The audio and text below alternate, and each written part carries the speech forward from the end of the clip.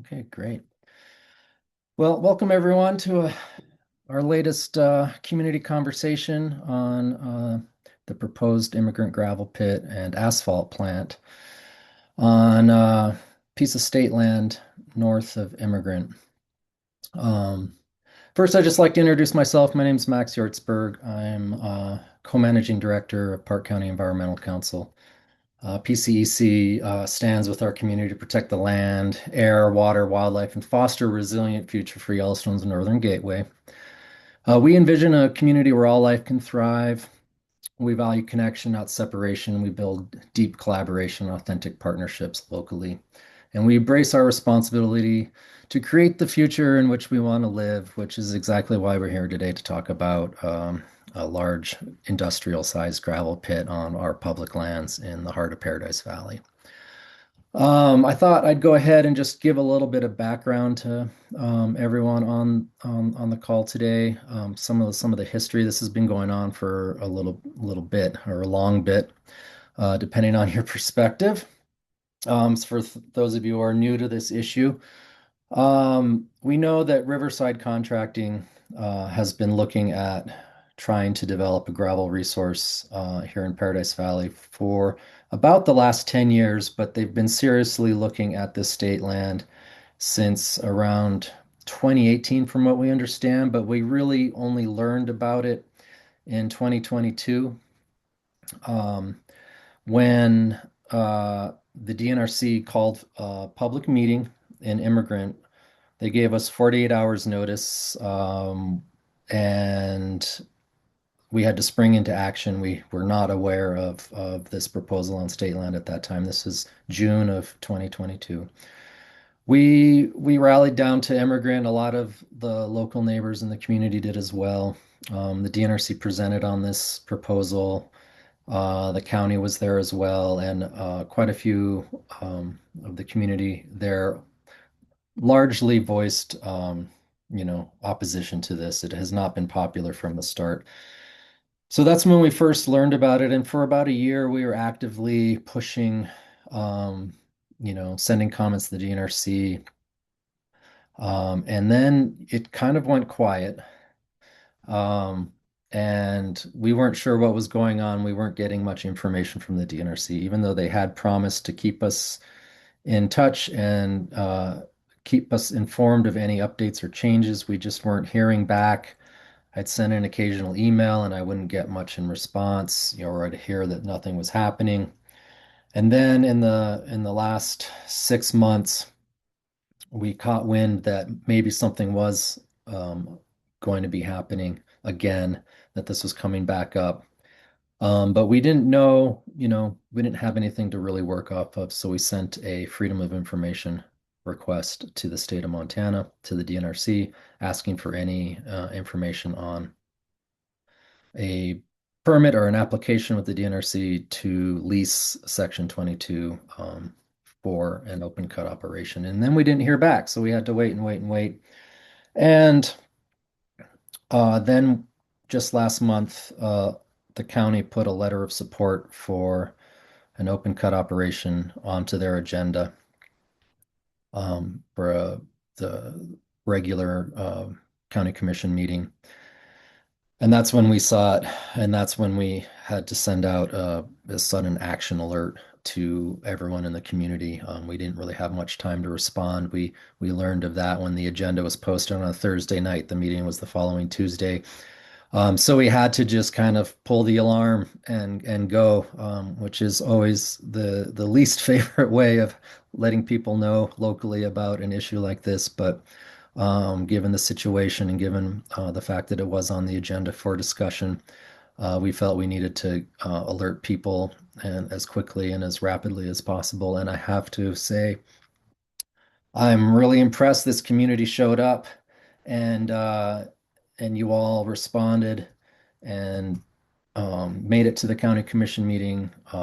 Some of you were able to give comments. They tabled the letter of support and promised to hold a public meeting, which we're still waiting on them to determine when or how they're going to do that. But we have been trying to talk with the county about that. We'd love to see them gather around because I know there's a lot of people in this community who would like to share their thoughts, feelings, and ideas about this gravel pit with the county on the record, so that they can make a far better and a more informed decision regarding their support, or if they even want to support something like this. We would love if the county would actually send a letter saying they're not in support of this based on the number of comments that they have received, which have been overwhelmingly against this.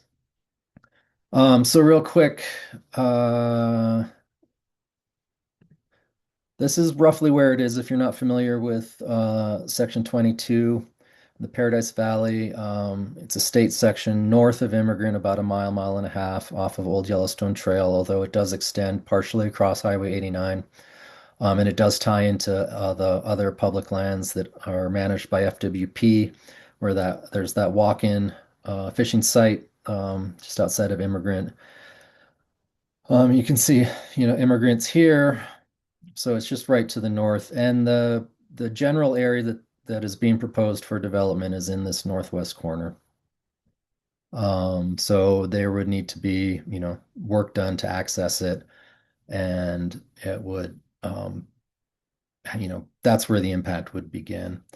I'll quickly put up, this is the diagram, the site map that Riverside Contracting included in their application that we finally got. Our FOIA was finally filled after the county commission meeting. It just popped into the mailbox. I was surprised to see it. I didn't think they were ever going to respond, but they did. So you can kind of see here, this is section 22.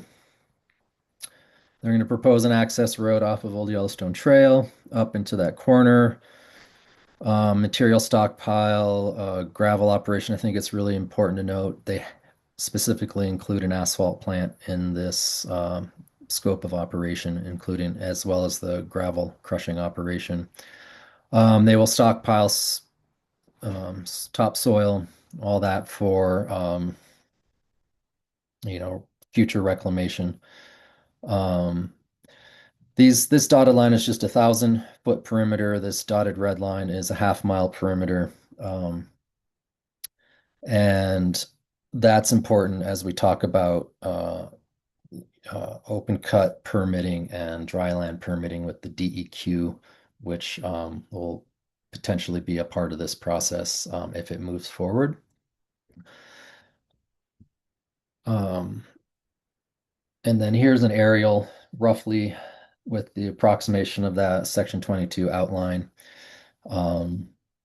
You can kind of see the Yellowstone River there, Highway 89, Old Yellowstone Trail, and then the bench up in the northwest corner would be up in here if everyone could see my cursor hovering around there.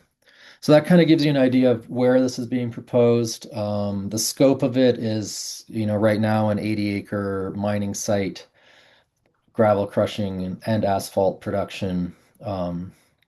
And the It's sitting right now with the DNRC. It hasn't been moved forward. And so that's kind of what we're waiting on and seeing what the agency decides. And like I said, the county has issued a letter of support, but the DNRC is in the middle of maybe somewhat changing how they approach leasing on public land. We're trying to gather more information. Um, we do know that they have notified the current leasee, which is the neighboring ranch, has a grazing lease on this section. That's when we started hearing about this coming back. And then at some point, if the DNRC is going to move this forward, this would need to go before the state land board, and they would take a look at it and then either move it forward or not. We don't know what they would decide. We assume they would move most of these forward like they do with just about any other lease.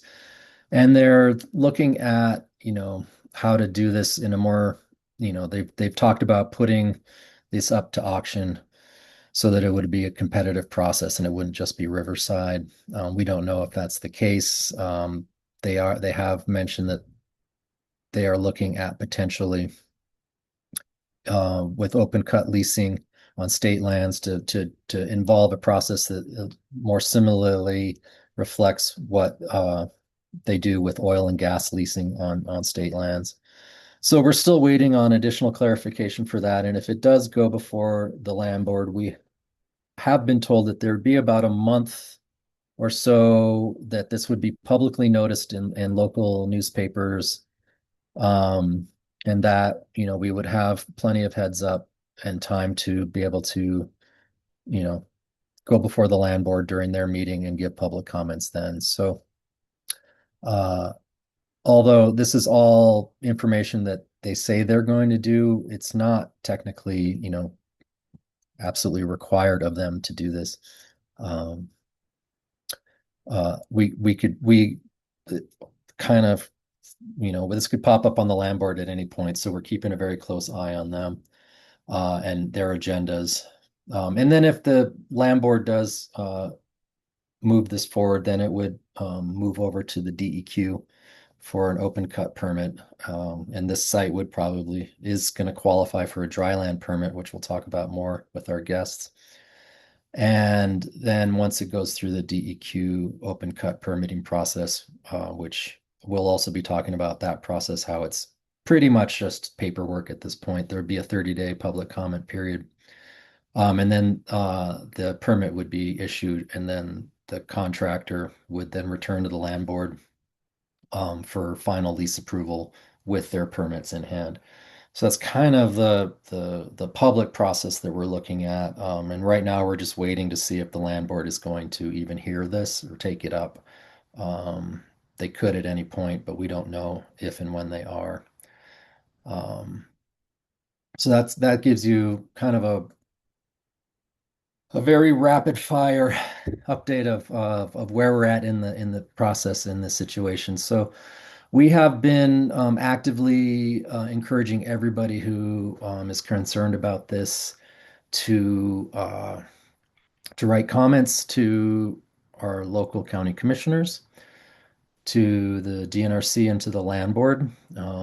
We have all that information on our website and our Take Action page. We have all the latest details and news that we have on our stories blog site. We'll put these links up in the chat for you all to access right now. And we also have a petition out there that over 1,500 people have signed so far, which is really impressive. Um, a month ago, we were sitting around 600 or 700, so we've more than doubled the engagement and response. Thanks to everyone for following this and signing that. So if you haven't signed the petition, please do so. We'll put in all the emails that you need in the chat as well to for who to contact the DNRC, the land board, and our commissioners. And I encourage you all to please reach out to them and let them know uh, how you feel about this, and and make that clear, and make any case you can. We believe in just um, throwing everything we've got at it. So that's where we're at now. And when you reach out to I will just add, when you reach out to our county commissioners, please ask them to have a public meeting. They promised to do so. They said they'd like to learn more information about this before they make any decisions, but I still think that in the meantime, it would be really nice if they could hear from everyone, from the public, and in a very public setting. So we'll hopefully we'll see that maybe by the end of the month. I don't know. We'll see. But today, would like to we have two special guests with us. We have Ann Hedges with Montana Environmental Information Center, and Gayla Nicholson, local resident who's also been fighting gravel pits. They've both been really involved in these issues, both fighting proposed gravel pits and dealing with the regulatory framework in the state laws, or the changes in those state laws. And so I thought it would be really wonderful for you to hear from them, so that we can kind of get a good idea of what may be coming next for us, and any lessons learned from their experience that they're willing to share with us. And then we'll be able to, have an opportunity uh, to ask them questions. I'll start out with a few, but we'll open it up to everyone who is joining us today. If you have additional questions, we'd be happy to answer those. So first, I'd like to just let you know a little bit about our guests. Ann Hedges is MEIC's executive director. She began her work at MEIC in 1993 and has worked toward a clean and healthful and present and future generations ever since. Her focus on air pollution, climate, energy, and the public's right to know and participate has resulted in numerous campaign and legislative victories that have protected public health and natural resources for generations to come. Anne can be found in her spare time frequently hiking and riding and mountain biking around Helena's trails or rafting western rivers and bikepacking with her husband or cooking with her family and friends. And Gayla is a fourth generation Montanan and with her family owns a small cabin 800 yards from the Clearwater state gravel mining site that was permitted by the DEQ in 2023 on a state section there of public land. And because of revised provisions in House Bill 599, which we'll be talking about here shortly, they put her and a handful of neighbors on the front line to hold Montana DEQ accountable for actions that violate the Montana Environmental Policy Act, also known as MEPA, and the Montana Public Participation Act, and protections guaranteed to all Montanans under our Constitution. The volunteer nonprofit that they formed to protect the Clearwater stands for Citizen Voices and Government Accountability in Montana, upholding responsible, transparent practices that put people and ecosystems first. So their goal is to protect Montana communities, waterways, and wildlife from the risks of fast-tracked gravel mining, which is what we're looking at presently. So I'd like to thank both of them for joining us, and I'm just going to start off asking Anne to just if she could help us understand the changes from the 2021 law, House Bill 599, and the dryland loophole. How has that made it harder for communities to stop a project like this, and what are its long-term implications? You don't.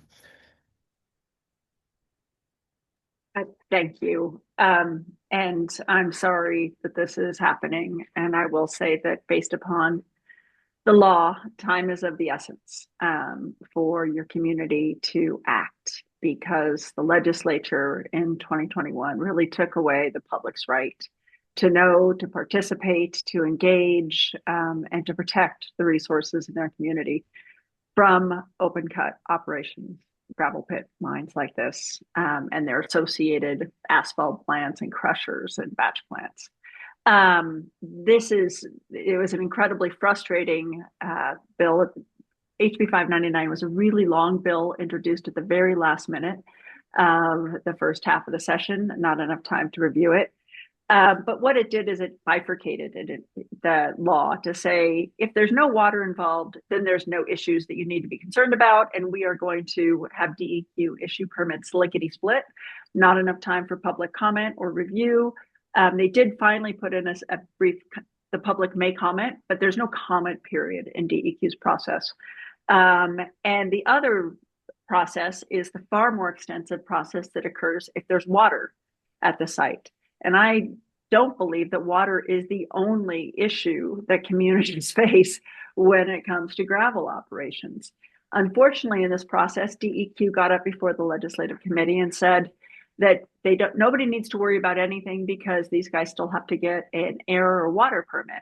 Well, what we learned is those are something called general permits. They're registration. It is not a formal permitting process like you would expect, where there's a public comment period and there's site-specific analysis. That is not what occurs in those permits for air and water in these gravel operations. They are basically a form that the company fills out and they get to move forward with their proposal. So there is no instance in so many of these gravel operations in which community concerns are really considered. And that is the biggest problem for us. If you live on a site that has water, you have knowledge about when the land will be reclaimed and what the reclamation obligations will be of a company. If you live in a place where if it's dry land like this, all it says is they have to say when the reclamation will be completed, not what the reclamation has to entail. not what is going to be required of them over time, not anything enforceable for the community to have certainty about what comes after a gravel pit. So what the legislature did in its infinite wisdom is it basically took the public and the community out of the process, and it said there are just a few checklist things that a facility has to submit to DEQ. DEQ reviews those. Those are things like boundaries, not any analysis, just boundaries. The local government saying that there's no residential zoning in the area, making sure there's not too many property owners in the area. And then once DEQ goes through this checklist, DEQ has 15 days to issue a permit. I've never heard of a permitting process so quick. And so if you don't have water on the site, the public won't even know when your facility is going through that 15-day process. They have to send something to a newspaper of general circulation in their area. So you're going to have to watch out for those tiny little tidbits in the back of the newspaper that say that so-and-so is, in court. And, oh yeah, by the way, there's a gravel pit that is being considered in this area. If you want to submit comments, go ahead. But DEQ has no official obligation to notify a community outside the people who are immediately adjacent, to notify them that they are considering it. And then you only have 15 days to submit your comments. And I don't know about any of you, but when I hire experts for things like, is the water table really so far away? What is the depth to the water table? What are the air issues? What is the wildlife in an area? It takes a little bit of time to hire an expert, and then it takes time for your expert to analyze this information. 15 days is wholly insufficient. The legislature bought this idea because they were thinking far eastern Montana where nobody lives, no big deal. These are gravel pits, and it's not fair to trip anybody up in the middle of nowhere. They never considered a spot like this, which is in one of the biggest economic engines of the state and is really on the banks of the Yellowstone. Even if it's up above a little bit, it's still really close to the Yellowstone. So I can't fathom how anybody in their right mind would think that the system we have today to permit these facilities at DEQ is sufficient, because it's not. And so if you want to protect this area, I would argue you're going to want to get the land board to say what the reclamation obligations are, because DEQ won't. It does not have to do that in these dry land permits. So what is going to happen to the site after this operation? When will this operation end? These are operations that often go on for 50 years. They don't ever leave. They just hang out, and DEQ never says, wait, you're past your permit expiration date. They don't do that. So get the land board, if at all possible, to try to weigh in on some of these more weighty issues, because DEQ is going to argue that its hands are tied. But let's be clear, DEQ tied its own hands and is in the process of tying its hands even further they're trying to bypass basically the Montana Environmental Policy Act review for individual gravel pits by doing a programmatic EA for gravel pits all over the state. And that is a really generic analysis of what dryland gravel pit operations may they may present to a community. No site-specific analysis will occur. Really, you're not going to get site-specific analysis. If this EA goes through, if they want to bring in a batch of the concrete asphalt batch plant, whatever, you have to get this done at the land board level, or you need to hire an attorney, or both.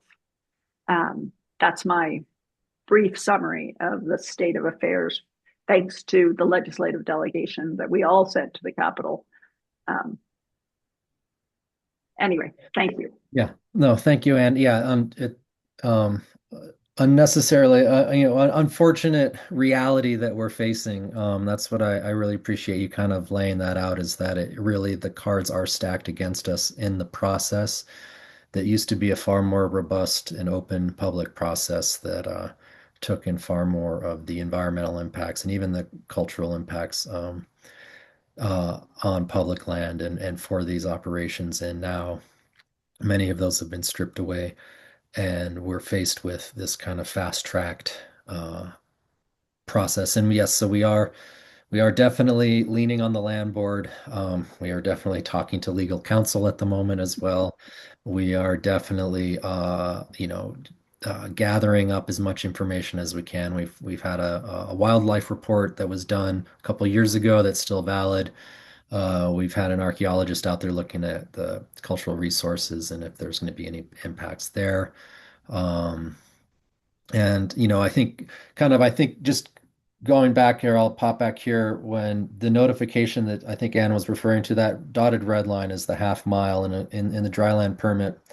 If there are no habitable dwellings or fewer than 10 dwellings that are habitated within that half mile radius, they do not have to send out a public notice or host a public meeting. And unfortunately, that is the case here. Um, so now I'd like to kind of bounce over to Gayla, and if you wouldn't mind talking about your experience with this very issue and this very process next to your cabin up on the Clearwater River. And, unfortunately, I think, were one of the first communities to face the results of the changes at the legislature with House Bill 599, and the rapid turnaround and the lack of public notice and participation. So I would love to hear from you about how you were able to and still are dealing with this. Thanks, Max. Well, as Ann said, it is a lickety split approval process. And we were behind the eight ball in our process because the first we had heard about a gravel mine being permitted in our area was a notification from the gravel mining company saying, here's what we're proposing to do, contact us, and really took the state out of that process of notifying folks. So when we did figure out what was happening, we had a very short period of time to hire some attorneys in order to meet the deadlines to appeal the decision to the DEQ. And we did that. Ann is right. They don't want to let you know when the deadline for comment is. We asked repeatedly for a public meeting, but because we did not meet the requirements of 10 occupied dwellings in the area. And by the way, House Bill 599 changed the definition of a dwelling too, which is quite interesting. Our cabin that has been there since the early 1960s is not considered a dwelling under the new regulations. So we had to hire attorneys really quickly and file that appeal. And because of the way the law is written, there were some other things we needed to do in order to challenge the permitting process as a MEPA violation. Then we also needed to file a complaint in the 4th District Court. And then on top of that, because mining was imminent, we also chose to file for a temporary restraining order. And you have to file a complaint in the Board of Environmental Review before you can go to the court system to look for a remedy for this. And Ann's experience in the quagmire of the Board of Environmental Review is she has a long history there, but our short history is 2 years of spending tens of thousands of dollars to a board that's appointed by the governor that meets sometimes 6 times a year. They often cancel meetings. And they basically agree. The Board of Environmental Review is a department under the DEQ. And so basically, in the end, they agreed with themselves that, yes, the permit was issued correctly. And now that case is at the final steps of a petition for a judicial review. In the MEPA case that we filed, That case was heard 11 months ago. As of March 7th, we're still waiting for a decision from Judge Halligan in Missoula. And the temporary restraining order was overturned in the Supreme Court. They had cited we needed to use another portion of the law to file that.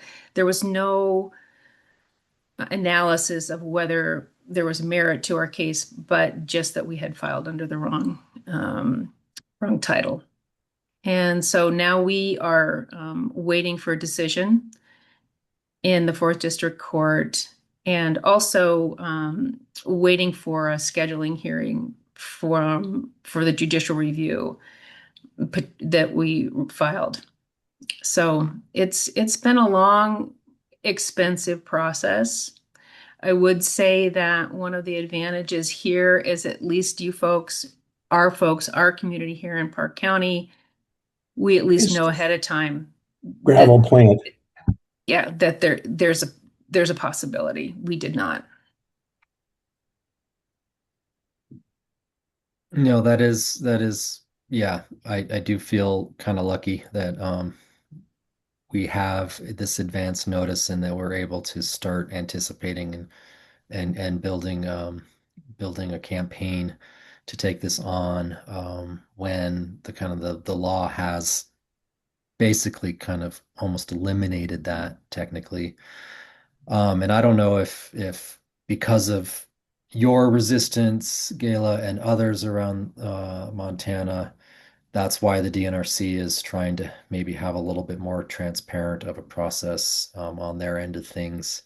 Um, if that is actually, them responding to and acknowledging that the new law has created a lot of chaos, confusion, and expense and court fees, and is it's been really messy. It hasn't necessarily maybe has given a little extra to the industry, but it's created a lot more of a headache for the state and for the communities as a result, because there's just a lack of transparency and a lack of process that would usually help guide these projects and these proposals. Am I right, Anne, that 599 also kind of eliminated DEQ's ability to put any sort of conditions on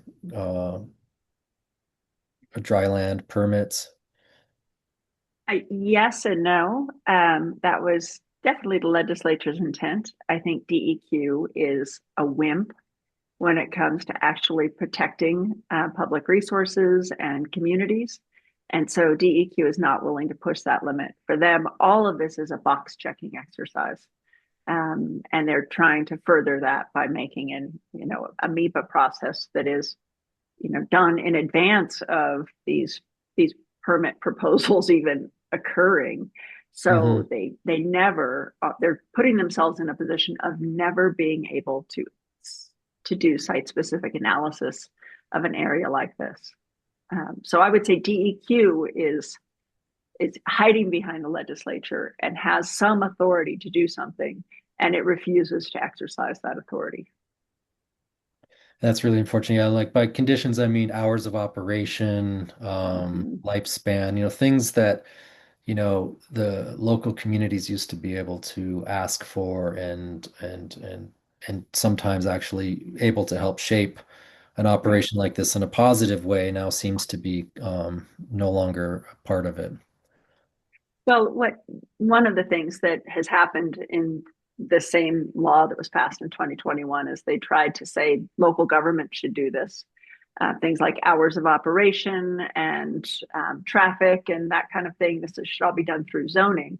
But at the same time, they limited local government's ability to zone these types of operations. You still have opportunities, and I would argue that it's a good idea to go talk to your local government ASAP, try to get some of those restrictions in place to make this to mitigate the impacts of this.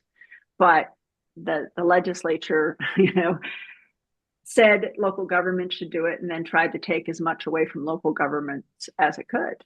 Hmm. You really need to talk to your legislators as well, and give them hell for passing this law in the first place if they were around. And second, ask them to fix it. This is a detriment to people all over the state. No, absolutely. We've been having those discussions. Two of our local elected representatives have been very active and very much involved in this process. And yes, the the local land use planning component of this is a very big part of how PCEC is looking at this, and I think the whole community should be looking at what kinds of local tools can we or do we have or can we develop that would help not necessarily stop anything like this, but help guide its future and and perhaps make it far less impactful on the locals who would be living next to it, and on also on the natural resource, which is of such high value and a critical part of what makes Paradise Valley and the Northern Gateway to Yellowstone so important and worth protecting and fighting for. I see Scott, one of our representatives, popped his hand up. Uh, if you'd like to ask a question, please do.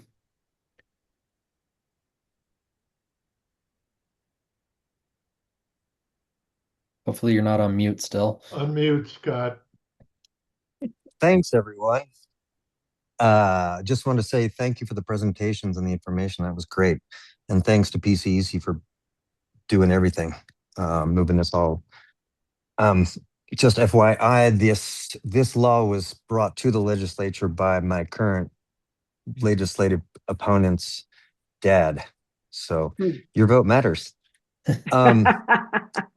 But I would offer on behalf of myself, and I know Jamie's on the call too, but if there are any law improvements that you would like or could recommend to what's already been passed, I'm feeling very versed in the topic and would be happy to bring something to the legislature to make improvements. I understand what their goal is, but like you said, quite often laws happen and they don't realize what local impacts can occur. And now we have real world examples. And so we might be able to introduce something like, but not within a mile of a national treasure or whatever that is, something like that. One thing that hasn't been, I called directly the Riverside contracting head and like a week and a half ago, and he said, oh, this keeps happening. He seemed very pessimistic about the likelihood of this whole thing proceeding and his success. So my question to the experts is, does the opposition, what a strong opposition from county commissioners who are generally not left-leaning, would that have a meaningful impact? Because that could happen. Thanks. Well, thanks, Scott. Yeah. Can you get that in writing from Riverside? No, absolutely not. No, and I'm sure his view of this is it's a very limited future mine, which of course there's no reason to think that because there's no lack of need for asphalt throughout the state, and this is a great staging area for them between Billings and Bozeman. Anyway, yeah, my question is, does the would real opposition from the county commissioners help if they put pressure? And then also, should we be writing to Riverside as well to ask them not to mess up our valley for a Missoula company's profits for a section of land whose benefit goes 100% to Missoula in the University of Montana? Yes. I mean, I'll let Gayla also chime in, but I think that local opposition, and this is all about politics. The bill passed in the first place in 2021 because of politics. Everybody pays attention to the politics of your area, and look what the politics of your area were able to do to prevent gold mine. And I think that is, exhibit A of how community action works. So I think it's always valuable to make something like this a third rail. But I'll hand it to Gayla. See what she thinks. I think the more voices, the more trouble that you can make it more trouble than it's worth. I think that's useful to do. The other thing I will tell you is in the permitting process, DEQ works hand in hand with the contractors. So I color me doubtful that Riverside thinks they're not going to be successful. Right. Because what ends up happening is that if you look at the DEQ site, they invite contractors for a pre-application meeting to help them fill out the applications, and they have a state scientist help them devise a plan for mining the area. And this is all on the DEQ website. So I would be doubtful that he doesn't think he's going to be successful. No, I don't trust anything I heard. I'm just telling you what he says. Yeah. Yeah, Yeah. yeah. No, that's good. Gayla, I mean, so having just been through this, I'd love, to elaborate a little bit more on um, the grassroots work that you did in the Clearwater with the Clearwater community, and knowing that these kinds of fights can often be very divisive and controversial. And how did you work through a lot of that rhetoric and often any sort of debate that came up, or was the Clearwater community kind of pretty much all in support of opposing this, or did you run into any serious local opposition, or I mean conflict with that? There was a little bit, and there's always the jobs argument, but the mining company LHC Inc. that had bid this project originally had bid the project using a gravel mine that they already had access to 25 miles down the road. And so they had already baked in their ability to make a profit on this. And the jobs never went away because we filed our complaints because the project was almost in process at the time. There was some local misinformation.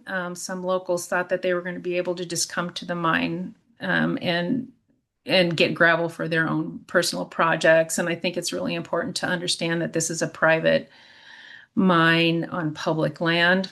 And as far as our process goes, it was all really very quickly put together. I just have to thank our attorneys and the volunteers in our organization. In less than 30 days, we had hired attorneys, filed an appeal, and met the deadlines at the DEQ. And that was, I still consider it a minor miracle. We don't have much opposition. And we don't have the notoriety, though, that the folks in the Blackfoot now are challenged, are getting, having a private company come in and that has just bought some property on the Blackfoot, and we don't on the Clearwater don't have the notoriety of the Yellowstone River and the Yellowstone Valley. So it's really interesting. We just don't have as big a profile, and so we haven't had the pushback. On the other hand, we still struggle to have the broad audience that we need for this. Yeah, that's always a challenge. Yeah, if you want to provide a link to everyone for Protect the Clearwater, I'd love for people to reach out to you later or be able to contact you about what you've been through. Yeah, we do have the benefit of, being Yellowstone's northern gateway, and that comes with, the attention that the national park can bring. Sometimes it brings, in our opinion, find a lot of crowds of people in the summer, but that's also then lends a lot of support to what we're working with. And it is important to clarify that while Riverside has said in their application and whatnot that this operation would be built to supply the park. The park is not asking for this, and in fact have said multiple times that they would not support the development of a new gravel pit or gravel resource to meet their needs.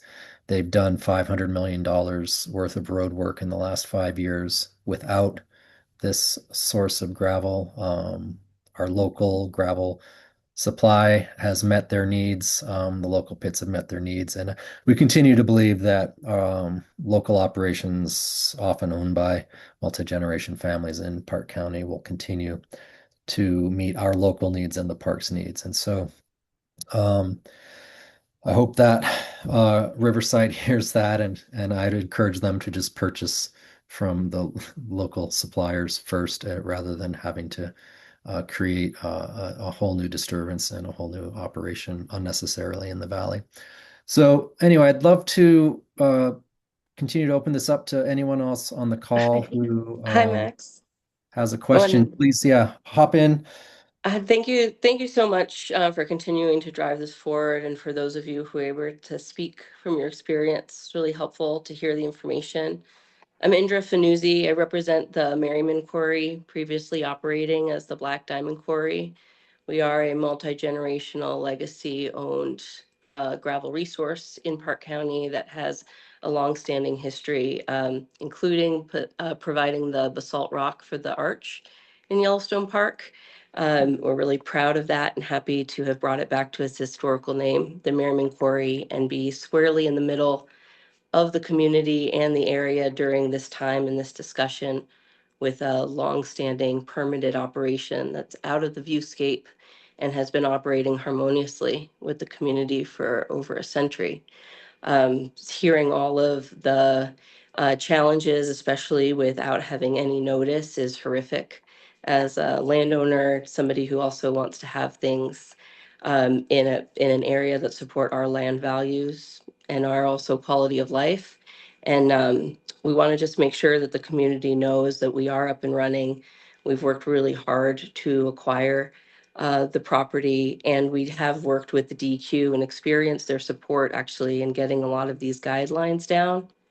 But we also believe that it's not up to just the regulators alone and the laws alone to meet the standards that we want to continue to see, especially in Paradise Valley, but certainly in relation to natural resources and mining at large for our planetary future.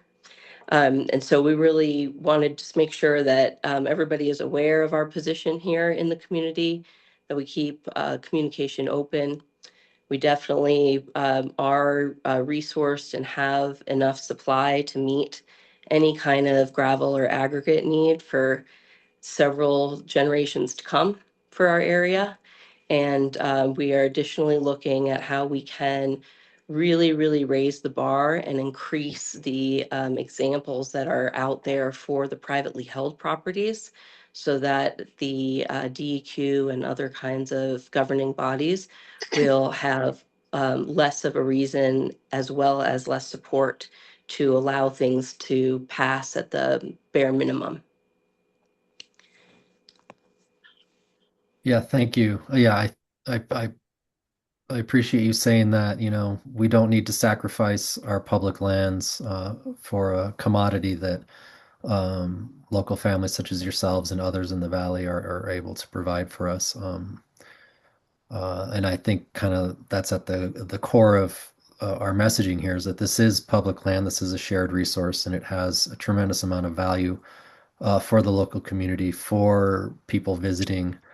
It's got a, high recreation component. People hunt out there, no matter how challenging it is to hunt flat open space like that. People do it. They go out there with their children and teach them how, and it's really uh really accessible public land. As you can see with just the picture here, it's you don't have to climb the side of a mountain to be able to go walk around out there. So it has a lot of intrinsic value that we want to keep intact. So does anyone else have anything they'd like to add or a question? I don't know if anyone's typed anything into the chat. Yeah, Max, I'm David Badd. I'm a property owner in the Buffalo Ranch Hmm. community, which is very close to Chico. And I'm just curious, as I'm just a property owner. I am a retired trial lawyer, so I understand something about processes, and former interim U.S. attorney from New Orleans. So I'm curious, what can a typical property owner like me do to help to advocate for you and help to push this effort to oppose the pit forward. What do you suggest other than signing the petition and keeping an eye out for letters and emails? What can we do? Um, you can keep that pressure on, make phone calls, emails to the land board, to the DNRC, DQ when it's in front of them, our county commissioners, and and you can also help immediately, like everyone all your neighbors, encourage them to do the same. So we're just, we're building a large volume public record of opposition to this, and that will help us down the road if there's ever the need for a legal action as well. So any Max, if you connections had you to have. hire counsel, does your entity have the money to hire the resources of a good law firm? Um, How does that work? that's a great question. As soon as we will need to fundraise for that, absolutely. If we have to cross that bridge, we will definitely be needing to fundraise to meet that ends, or needing to work with a law firm or someone that would take this on pro bono as well for a nonprofit. So that's what we're looking at right now. And yeah, but it is costly, as Gayla knows. So that's going to be a big consideration of ours, truly. Well, Max, thank you for your stewardship and interest in this matter. Well, thanks for being involved and helping to spread the word. I don't remember who jumped up first, Laura or Alfia. So maybe I'll go with Laura first. I'm sorry, can't hear you, Laura. Sorry about that. Can you There hear we me go. now? Okay. Yes, yes. Great. I just had a couple of questions, and one is if you could share perhaps maybe briefly here, but maybe a more detailed information in an email. And that has to do with a specific site where it is adjacent both to the river and to public lands. I'm curious about a couple of things. One being wildlife corridor for elk crossing down, particularly elk crossing down to the river and back up to the mountains.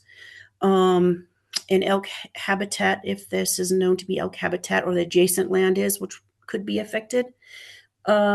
Second of all, you mentioned you were having a cultural resource person on the land. I kind of am curious who those folks are and the scope of their of their survey, if they're surveying adjacent lands to it as well. And third, if you have anybody who's doing a cultural resource survey with regards to indigenous plants, particularly food and medicine plants for tribal communities, which is starting to kind of be a real thing in terms of people being trying to protect public lands where some of those plant and food and medicine plants are being utilized now. Oh, absolutely. Yes. So kind of to run through your questions. Yes, we don't have exact migration data. FWP has released some of their collar data and their surveys, but elk, pronghorn, mule deer, all utilize this section and the landscape around it. And yeah, they do move in and out of this section from the timbered hills and mountains down to the Yellowstone and the water there. And we've summarized that as best in a report done by Eric Berg. The archaeologist we've been working with is Scott Christensen, and he has worked on some cultural resource survey work in the area, but also here, and he's just been doing kind of a broad survey of this section. I know the state archaeologist has also done a full survey of this section as well. So we were mainly working with Scott to just look at what the state had found and if there was anything that perhaps needed to be added to that. due to some health issues, he hasn't completed the report yet, but we're hoping to see Okay. that this spring. And then the indigenous plant component, yeah, absolutely. We don't have any data on that, any information, but I would love to get some. We know that this whole area of in the middle of Paradise Valley is a very, very important area for indigenous peoples. We know that there are buffalo jumps in the vicinity, drive lines throughout this whole area, that it was very actively used and a very important part of their uh, uh, life here. And, that is also something that we would like to emphasize, as the importance of this place, that it has supported life here for a long time. So yeah, we would love to get someone in to look at the vegetation and the plants there. Quick, when looking at this and how you had it on the map that was sent out prior to the meeting, it looked like this was kind of like a bottleneck area where there's development to the north, there's development to the south, certainly, and that this would be kind of like the corner of a triangle that sort of comes down towards the river in terms of public land. Mm-hmm. To me, that should play a part in thinking about how this gravel pit, this actual siting of it, is going to have an impact, because in a sense it's going to cut off that public access behind it, and certainly the movement of wildlife. I'm just thinking about this in terms of things to put in a letter. Yeah, absolutely. Yeah, put all of that in, and any comment. Yeah, it would disrupt wildlife movement in the area.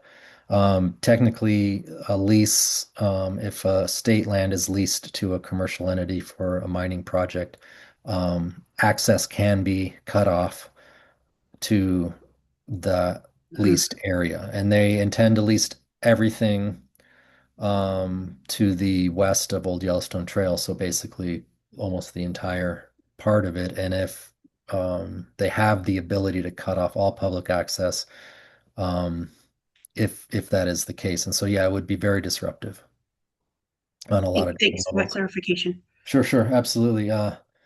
Althea, would you like to go next? Hi. Hi. I just wanted to introduce myself. Okay. I'm Althea. I'm also a part of Merriman Quarry. I'm a shareholder, and I believe I'm part of the next generation, and I want to thank you for hosting this meeting and caring about our community.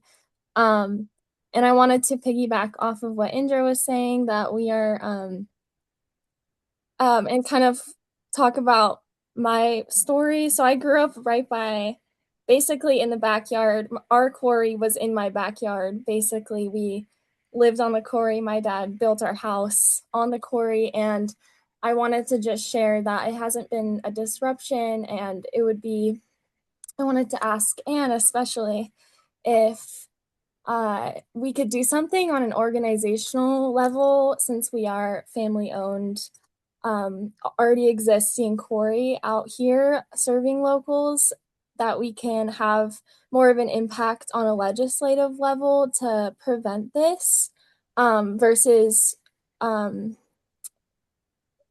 versus individual people in the community, if that makes sense. Yes, it makes perfect sense. And thank you for that, because what's missing in these legislative discussions, I've tried to run a couple bills with friendly legislators whose communities are fighting these, to try to fix some of the wrongs of the 2021 bill. And what we get are county commissions and developers on one side, and just a few of us who can show up in the middle of the day and wait endlessly for a hearing. Gayla, thank you very much. On the other side. And legislators listen to businesses in the Capitol. I mean, no disparaging of legislators here, but they are going to be way more sympathetic to a business that says you can live with some of these kind of community first strategies, and that you guys are. I think that is a really powerful message, and so I do think your participation at the legislative level would be incredibly helpful. Yeah, absolutely.